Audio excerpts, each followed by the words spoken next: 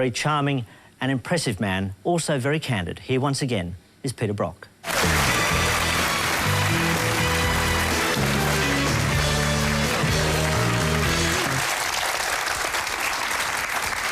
Fabulous to have you here. You turned 60 this year, is that right? Yep. No, you didn't. I did. How can you look 28 and be 60? I must say that when you do reach 60, you don't mind an accolade coming your way, so thank you very much. No, there's clearly a deal with the devil. I'm sorry. You don't have an ounce of flab on you. You barely have a crease in your face. Your hair is a subtle grey, I'll give you that. You mustn't be looking in the same mirror I'm looking into, but anyway. No, look, I do feel pretty good. I guess I started off maybe 20 years ago watching what I ate and doing a bit of exercise and things like that. Correct me if I'm wrong, vegans won't eat anything that's an animal product at all? But I do. So I'm not totally vegan. I eat eggs and stuff like that. I eat eggs. I'm sorry out there, all you vegans. Oh, you're going to get so much mail now. Yeah. So I'm not strictly vegan, but I'm pretty close to it. We've got some footage of you here from your home movies as a kid, which is the young petrol head in action, I guess. What's happening here? Well, I'm about 14 or 15-year-old. That car I'm in was once an Austin 7, and I remember getting that car from a local guy for £5. And in my haste to remove the bodywork to strip it down to become a paddock bomb like that was, I actually used Mum's axe to sort of strip away the rusty metal. She came out and she just was not a happy woman, I can tell you, because this was her axe she split the firewood with. What was I doing? You were cutting a car up with I it. was. And did you hot that up? Because that was really... Yeah. Well, look, it was hotted up. We used to do things like put an open exhaust on and we'd fiddle around with the camshaft and stuff, but as kids, we didn't know what we were doing. We'd sort of read these books, and I think we probably made the car goes worse, to be frank with you. But we had a lot of fun, and we learnt tinkering how to keep a car going. And one thing you knew when you had a car that was so fragile and so delicate as a car like that, you learnt something called mechanical sympathy. In other words, if you broke it, you fixed it. And if you had no money, you better not break it. So we found in the archives an ad that you did for, I think, Monaro back in 1972. A couple of really? Yeah. Oh, I look forward to this. This is the new Holden Monaro GTS 4-door. This is Bathurst winner Peter Brock. Today, he's road testing this new car at the New South Wales Police Driver Training Circuit. Well, this sort of motor car is my type of car. You turn the steering wheel, the car turns.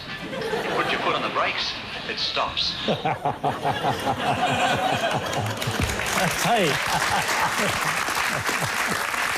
Now, was that the first time anyone had thought of those features in a car? And that was good, wasn't it? Yeah. That was the first ad I ever did, I think. The first ad I did for Holden. Yeah. But it was the start of a very long relationship, of course, with that organisation. Can you explain something to me as a non-petrol head? Yeah. What is the difference between a Ford and a Holden?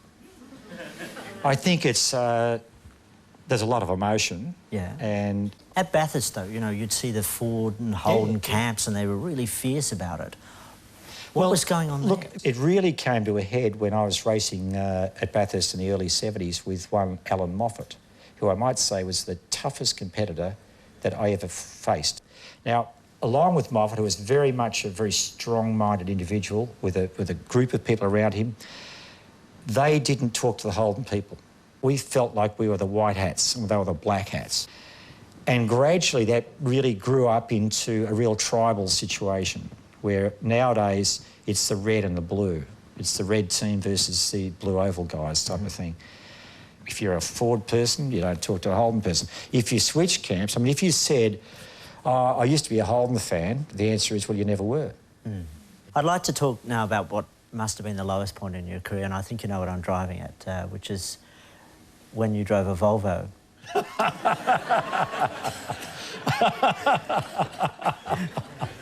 Did you wear a hat? I had a hat. Yeah. And look, sometimes we do these things to just prove to ourselves that it is possible to do these things and get away with it. I've got to know, when you pulled into the pits, did all the airbags go off? Did you have hazard lights on? I pulled into the pits and to be confronted by a lot of people swearing and cursing at me. Is that right? Get off this track, Brock. What are you doing? You're blocking me everywhere. that was an interesting period of time, and they simply said to me, Peter, we've got an image problem out here. And I thought, I might have an image problem too pretty soon when I watch. And that they wanted to turn it around. And that was an era when their cars were being sold on safety, and there was no panache, there was no excitement, there was no understanding that, hang on, this car's a reasonable car. So they embarked upon this race program and said to me, Peter, we'd really like you to do this job for us. Over the course of your career, you sort of became the non-smoking, non-drinking, vegetarian guy interested in the energy fields of crystals. Boring, yeah. Well, not necessarily. Did this cost you mates amongst the blokes at the track? Do people think you're a bit weird? Well, it's just sort of, probably, I don't know, because I thought I was still fairly normal in my conversations with them. They probably thought I was a bit weird. Probably do think I'm a bit weird. But, you know, I've always marched to a different drum beat, and that's just me. I don't think you should just try and fit in because you want, you know, peer approval. I mean, too many of us live in fear of the disapproval of those around us. So I've always worked very hard at just being comfortable with who I am. Look, it's be fair to say a few of them to this day probably think, Peter Brock, he's okay, but... And I don't mind that. Yeah. Your partner of many years, Bev, wrote about you saying that you were a fascinating mixture of great self-confidence and also great insecurity. Where did the insecurity come from? Well, I haven't read the book, so I don't know what she said, but I don't know. I don't know if I really do have much insecurity. I suppose, like anyone else, you think, oh, is it okay to be doing something in your life, some little bit, but or you might be concerned at different times about the impact you might have had saying and doing. But, I mean, as time goes by, those things, you resolve those issues. And I live my life these days by the understanding that what anyone thinks of me is none of my business. That's a hard thing to do. It is. It is. But if you can master that, ultimately what it means is that if you're happy with who you are and you're satisfied that you're living your life with integrity and honesty and that you're doing your very best at whatever it is you're setting out to do, well, if someone gets it, they get it. If they don't get it, well, what can you do? You can't stop doing what you're doing just to satisfy them. That takes remarkable self-control, which you've always exhibited professionally. Does that ever waver? I don't think so. I think it has at different times, perhaps, you know, because you're only human, but I've always been a very determined sort of person that's what I want to do and that's what I've, you know, set out to achieve. And when it doesn't come to fruition, that's when you sit back and you do a bit of soul searching, because you've got to sit back and say, well, OK, what have I done that caused that to have an outcome which wasn't as I thought it would be? The healthiest approach to that, I think, is that don't have any great expectations of what the outcome's going to be, because the outcome's going to be what the outcome's going to be. You talk about things like self-control and about not letting what other people say affect you. And it's almost, I get the impression that it's almost like your life is like a car, that you're tinkering with it and fine-tuning. Do you have an ability to step out and look at yourself? Yeah, because I think that's what it sounds like. Look, I think most people that are absolutely committed to getting the most out of their lives do certainly go through an evaluation process every now and then. And they have to look at themselves honestly. And if you don't look at yourself honestly and you aren't prepared to... I mean, that was been my biggest failing was, I guess, over the years saying, oh, I'm doing fine. But are you really looking at yourself honestly? And once you can look inside yourself and see who's there, I think it does make an enormous difference, because it does allow you to have something which is loosely called mastery of the mind, which is based on stopping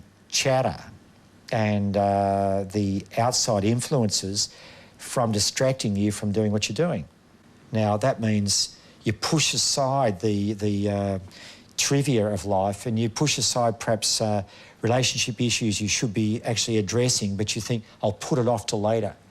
And look, I know from the experiences I've had in motor racing and other sports such as Olympics and what have you, that's the single most difficult task for people, is to push aside those things that are going to impact on their ability to actually get out there on that day and do marvellous things. Difficult task, and also at some cost. You said yourself that one of the things that you appreciated or liked about Bev was that she mirrored in you some of the things you didn't like about yourself, some of the characteristics you didn't like. Yeah. And there's no doubt that when you have a long-standing relationship, that, you get to know how each other thinks. And, of course, it's very easy to fall into a role where you allow someone to do your thinking for you. And pretty soon you're not going by what's in there, what's inside your heart, what's inside you to make you say, that's what I feel like doing or I don't feel like doing. And I recognise that very much so within myself. I mean, you've just got to be your authentic self. You and Bev had a very strong relationship for almost 3 decades, and earlier this year surprised many, even your closest friends, when you announced your separation. Yes, it was very difficult. Yeah.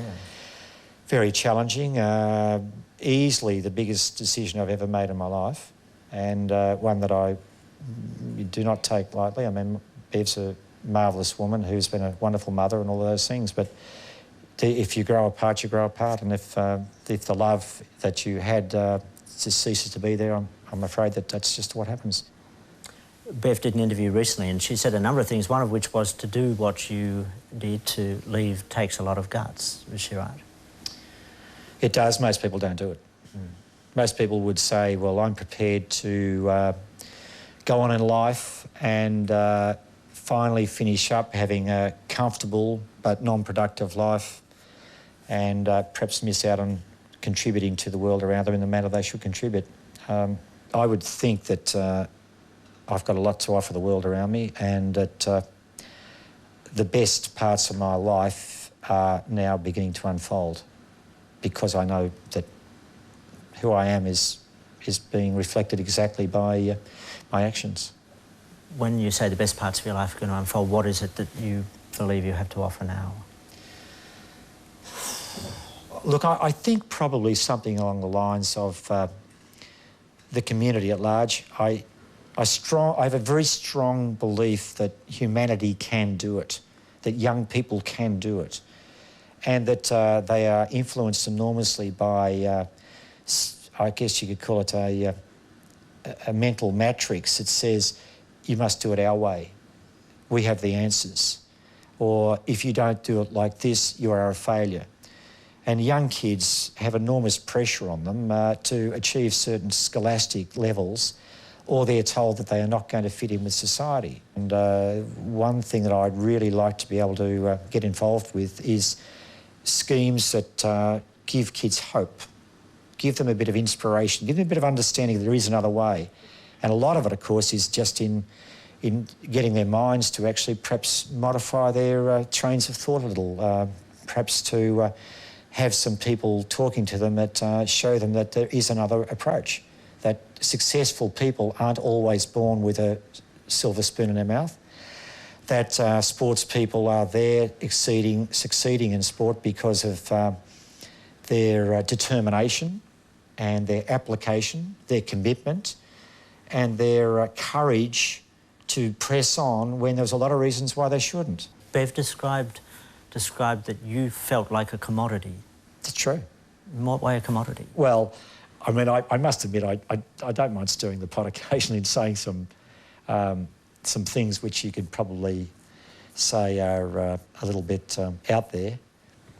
I'm a provocateur, I must admit, by saying that, but it is true that I genuinely felt that I was simply a commodity and that I was not able to make my own decisions, so, yeah. And did that apply within your relationship as well?